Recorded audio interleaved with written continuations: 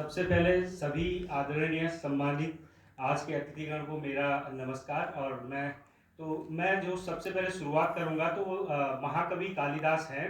तो उनकी सबसे फेमस जो उनकी बुक है कुमार संभवम, तो उसमें उन्होंने हिमालय का जिक्र किया। जो हमारे लिए इसलिए जरूरी है क्योंकि उन्हीं के कुछ श्लोक हैं जो मैं आपके सामने कहना चाह रहा हूँ कि कैसे उन्होंने हिमालय के बारे में कहा है और क्या हिमालय के बारे में है। तो उन्होंने जो एक नगाधिराज एक नाम दिया था संस्कृत में हिमालय को, और अभी भी बहुत सारी चीज़ों में हिमालय को नगाधिराज के रूप में जाना जाता है। तो उन्होंने ये भी कहा था कि हिमालय है उत्तर दिशा में स्थित है, और भारत में जो जो उसकी एक्सपेंशन है वो ईस्ट टू वेस्ट कितना बेहतर है, वो सारी चीज़ें उन्होंने कुमार संभव में कहा है। तो अब जो ये बुक है और ये जो आगे आने वाले जो एस्पायरिंग माउंटेनियर्स हैं उनके लिए ये किस तरीके से बेहतर है, क्योंकि अभी जो मैंने खुद देखा है, मैं माउंटेनियरिंग से तो इतना मुझे नहीं पता, मैंने कोर्स वगैरह नहीं किए हैं। तो जितना मैंने देखा है कि यहाँ पर माउंटेनियर्स तो हैं, वो जाते हैं गाइडिंग वगैरह में, वो सारी चीज़ें में एम्प्लॉयमेंट उनको डायरेक्टली रूप से मिल रहा है। लेकिन मैंने ये देखा है कि उनके अंदर कि जहाँ वो जा रहे हैं हिमालय में वो जा रहे हैं, लेकिन उनके पास जो बेसिक इन्फॉर्मेशन है उससे वो बहुत सारी जगह लैग कर रहे थे। तो ये कोशिश की गई है कि भाई हिमालय के बारे में आप उसको राजनीतिक तरीके से, आप आर्थिक तरीके से, आप सामरिक तरीके से आप कैसे हिमालय को जानते हैं, वहाँ की डाइवर्सिटी हो गई, और वहाँ का लोग वहाँ पर कैसे रहते हैं, वो उनका रहन सहन क्या है, यहाँ पर किस तरीके की जैसे ट्राइब्स हो गई, तो वो यहाँ पर, और जम्मू कश्मीर से लेकर के पूरे असम तक। तो मैं इस बुक का जो ये मेन है कि यहाँ पर जो एक्सपेंशन किया गया है, तो उसमें दो लोग बहुत महत्वपूर्ण हैं। एक थे सर सिडनी बुराड और एक थे एसपी चटर्जी। तो जो सिडनी बुराड थे उन्होंने हिमालय को 4 भागों में बांटा, और जो ये 4 भाग थे उनको नदी घाटियों के बेस पर।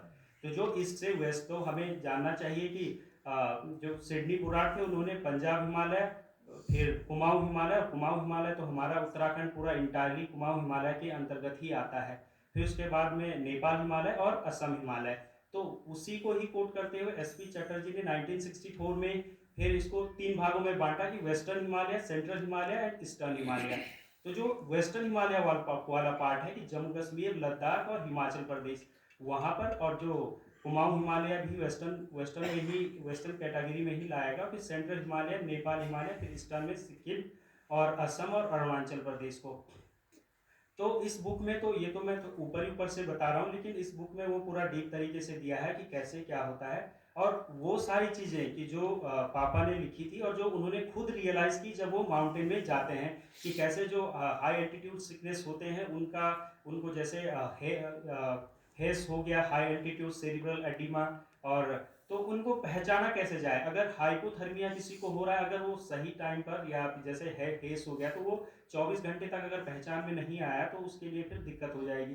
तो वो कैसे करते हैं, तो जिनसे मैं खुद इंस्पायर हुआ हूँ वो चीज़ें कि कभी कभी अगर आप हाई एल्टीट्यूड में हैं, वहाँ फंसे हुए हैं, तो वहाँ पर कुछ जड़ी बूटियाँ भी होती हैं। तो अगर आपको उसके साथ साथ जड़ी बूटियों का भी नॉलेज हो तो आप जान सकते हो कि, क्योंकि अभी जैसे अगर मैं एक एग्जांपल दूंगा, एक अतीस होती है एक, तो ये क्या होता है, कहीं अगर आपको अंदर की चोट हो जाए, या फिर उसको कह सकते हैं हड्डी क्रैक में भी अगर ऐसी स्थिति हो, तो आप उसका इस्तेमाल वहीं पर पत्थर पे उसका लेप बना के आप उसको यूज़ कर सकते हैं।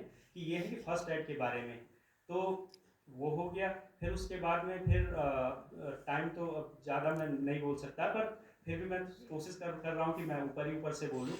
तो हिमालय हो गया, और माउंटनियरिंग के लिए जो सबसे ज़्यादा इम्पोर्टेंट कैरेक्टर हैं जो पापा ने भी फॉलो किए, तो वो सारी चीज़ें भी बुक में लिखी हुई हैं। और एक और चीज़ मैं इसमें ऐड करना चाहूँगा जो उसमें दिया है कि जो जैसे हम लोग हैं, बच्चे हैं, तो एक बच्चे के लिए तो उनके पापा ही सबसे पहले, वो उन्हीं को ही देखते हैं, वही उनके लिए आइडियल होते हैं। तो ये कहानी है जब जो बड़े भाई हैं प्रवीण राणा जी, तो वो जब छोटे थे तो उस समय पापा क्या करते थे कि सिगरेट पीते थे। तो जब वो छोटे थे, शायद वो होंगे 7 to 8 ईयर्स के, तो अब वो उन्हीं के सामने आए, वो पी रहे थे, तो उन्हीं के सामने आए और वो भी छोटी सी लट्ठी लेके आ गए, और उससे वैसा ही कॉपी करने लगे जैसे पापा सिगरेट पी रहे थे। तो उसके बाद उनके साथ एक उनके साथी थे उस समय, तो उन्होंने बोला कि देखो, आज आप कर रहे हो, कल आपका बेटा भी यही करेगा। क्योंकि बेटा तो दुनिया तो बाद में देखता है, पहले तो अपने फादर को देखता है। तो उसी दिन से पापा ने सिगरेट वगैरह वो सब गिव अप कर दिया कि नहीं अब आगे से नहीं करना है मुझे। तो आज जो बड़े भाई हैं उन्होंने पांच पांच पांच कॉन्टिनेंट का तो कवर कर लिया। उनका जो एम है वो Guinness book of world record में अपना नाम दर्ज करवाना है, और उन्होंने इंडिया बुक ऑफ रिकॉर्ड में अपना नाम 2024 में हो भी चुका है और नेशनल रिकॉर्ड बना चुके हैं वो। तो वही अगर तो यही से यही है कि सीख तो पापा से ही ली। पापा माउंटेनियरिंग में कितना आगे जा पाए वो अलग बात थी, क्योंकि उस समय फिनेंशियल कंडीशन बहुत उतनी बेहतर नहीं थी, घर से सपोर्ट उतना नहीं था, पर फिर ठीक है। पर लेकिन जहाँ से पापा ने माउंटेनियरिंग छोड़ी वहीं से उन्होंने उठाया और वो अभी उठाते ही जा रहे हैं और उनके और चलते ही जा रहे हैं। तो अब कुछ कारणों से वो नहीं आ पाए, पर यही है कि सबके लिए मैसेज यही है कि जैसे जो अभी यूथ भी है यहाँ पर, हम लोग भी हैं, कि जो भी आप आगे जाएं माउंटेनियरिंग में, जो भी आप करते हो, जो भी सेक्टर हो, आप आगे जाइए और बेहतर करिए। और फिर मैं लास्ट में आप सभी लोगों का धन्यवाद देता हूँ कि आप लोग आए यहाँ पर और आप लोगों की वजह से ये कार्यक्रम इतना सक्सेसफुल हुआ। धन्यवाद।